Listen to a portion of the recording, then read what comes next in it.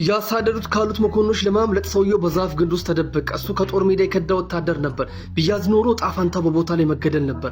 ከደቂቃዎች በኋላ አካባቢው ጸጥ ረጭ አለ። በጥንቃቄ ራሱን አውጥቶ ሲመለከት አደጋ እንደሌለ ሲያረጋግጥ ተስፋ የቆረጠችሁትን ሽሽቱን ቀጠለ። ክረምቱ ጨካኝ ነበር። ረሃብም ሰውነቱን ይበላው ጀመር። ይህን ነበር በአንድ የተወ የወታደር መኪና ላይ የተሰናከለው። ውስጥ ሲገባ የክረምቱን ብርድ የሚከላከልበት ሞቅ ያለ ኮት፣ ጥንድ የቆዳ ቦቲ ጫማዎች፣ እንዲሁም የአንድ መኮንን ሙሉ ዩኒፎርም አገኘ።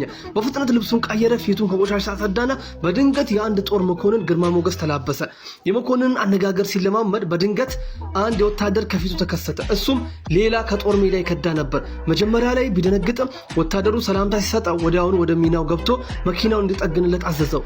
ደህንነቱን ለማረጋገጥ በድብቅ የወታደሩን ሽጉጥ ወሰደ። መኪናው ሲነሳ በአንዲት አፕል ብቻ የወታደሩን ልብ ገዝቶ አብረው ጉዞ ጀመሩ። ወደ አንድ መጠጥ ቤት ሲገቡ ግን የጦርነቱ አስከፊነት ሰዎችን ክብር እንዲነፍጓቸው አድርጓል። ማንም አላከበራቸውም። እሱ ግን ብልሃት ተጠቀመ፣ ሲስተም ተጠቀመ። ወረቀትና እስክሪብቶ አውጥቶ የጦርነት ውድመትን ለመመዝገብ ነው የመጣሁት አለ። ይህንን ሲሰሙ አመለካከታቸው ተቀየረ። የተጠበሰ ስጋ እንኳን ቀረበለት። ነገር ግን ወታደሩ እንደተራበ ሰው ስጋውን ሲበላ የቤቱ ባለቤት ተጠራጠረና እይታው ተቀየረ። የሆነ ውስጡ ውጥረት ተፈጠረ። አደጋው እንደቀረበ ቢረዳውም በስርዓት ስጋውን የቆረሰ ጥርጣሬውን ለመደበቅ ሞከረ።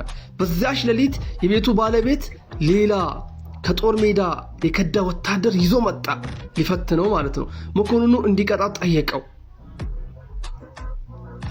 አሁን ማንነቱን ለመደበቅ የራሱን ህይወት ለማትረፍ ምንም ምርጫ